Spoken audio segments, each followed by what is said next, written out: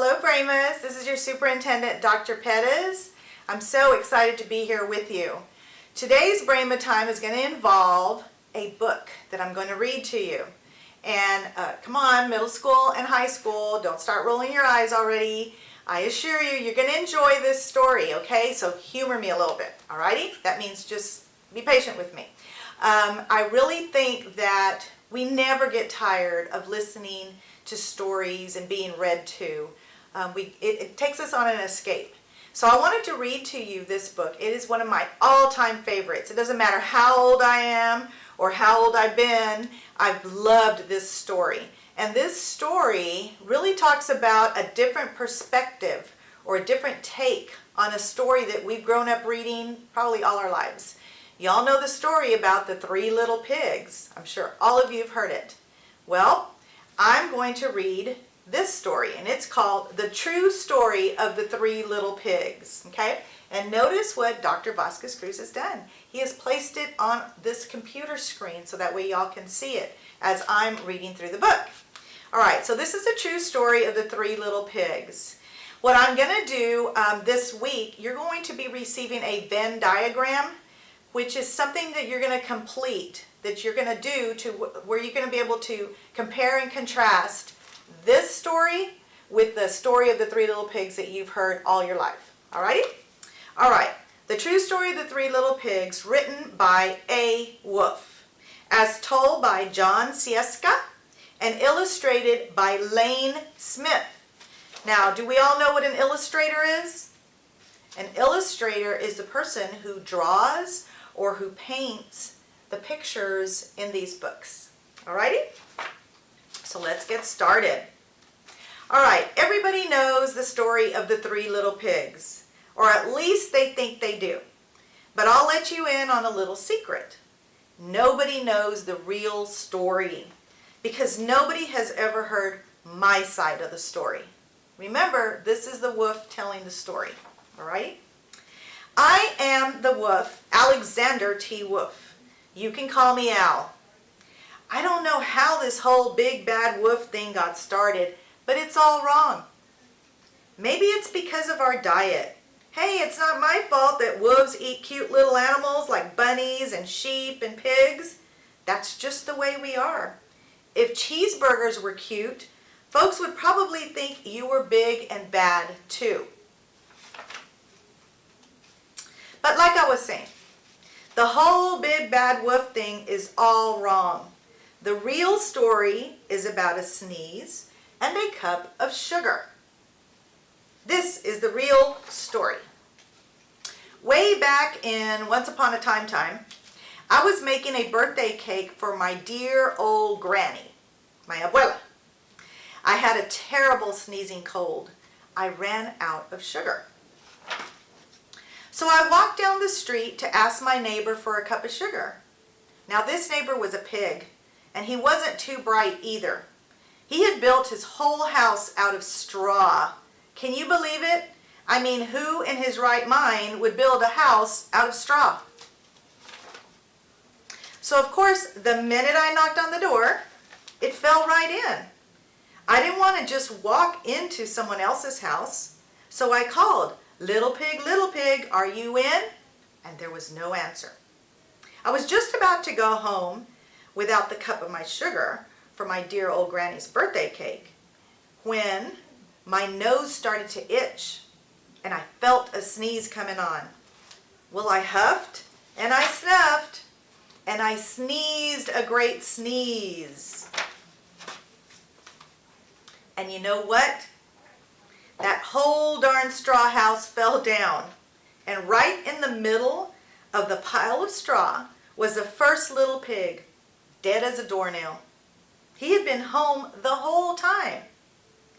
Well, it seemed like such a shame to leave a perfectly good ham dinner lying there in the straw, so I ate it up.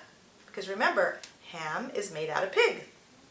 Think of it as a big cheeseburger just lying there staring at you. I was feeling a little bit better, but I still didn't have my cup of sugar. So I went to the next door neighbor's house. This neighbor was the first little pig's brother. He was a little smarter, but not much. He had built his house out of sticks. I rang the bell on the stick house and nobody answered. So I called, Mr. Pig, are you in? And he yelled back, go away, Woof, you can't come in. I'm shaving the hairs on my chinny chin chin. I had just grabbed the doorknob when I felt another sneeze coming on. So I huffed and I snuffed and I tried to cover my mouth, but I sneezed a great sneeze. And you're not going to believe it, but this guy's house fell down just like his brother's. When the dust cleared, there was the second little pig, dead as a doornail. Woof's honor. Now, you know how food will spoil if you just leave it out in the open. So I did the only thing there was to do. I had dinner. Think of it as a second helping. I was getting awfully full, but my cold was feeling a little better.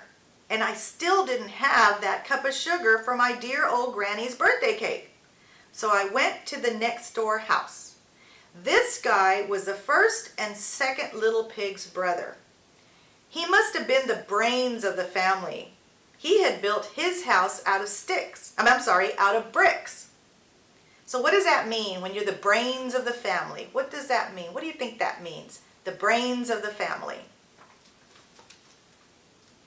Well, I knocked on the brick house and there was no answer. I called, Mr. Pig, are you in? And do you know what that rude little porker answered? Get out of here, Woof. Don't bother me again. Talk about impolite. He probably had a whole sack full of sugar, and he wouldn't give me even one little cup for my dear, sweet old granny's birthday cake. What a pig. I was just about to go home and maybe make a nice birthday cake instead of a birthday card instead of a cake, when I felt my cold coming on. I huffed and I snuffed and I sneezed once again. Then the third little pig yelled, and your old granny can go sit on a pin. Now, I'm usually a pretty calm fellow, but when somebody talks about my granny like that, I go a little crazy. When the cops drove up, of course I was trying to break down this pig's door. And the whole time I was huffing and puffing and sneezing and making a real scene. The rest, as they say, is history. The news reporters found out about the two pigs that I had for dinner. They figured a sick guy going to borrow a cup of sugar didn't sound very exciting. So they jazzed up the story with all of that huffing and puffing and blow your house down stuff. And they made it the big bad Woof. That's it, the real story. I was framed. But maybe you could loan me a cup of sugar. The end. Did you notice that this story had the whole perspective from the Woof? That was his side of the story. And in real life, there's always two sides to a story, it seems like it. You know, when you get into an argument with someone, or you're trying to say the story about something that happened, then you hear it from someone else's perspective, that means from their side, and it sounds completely different. Well, between the two perspectives, you will find the truth. So, I hope you enjoyed this book. It is one of my all-time favorites. Check it out in the library.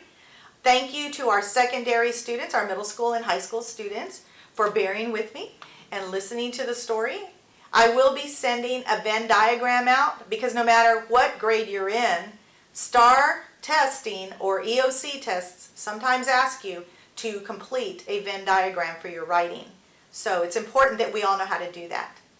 Thank you again for your time. I hope you enjoyed it. Have a great frame of day.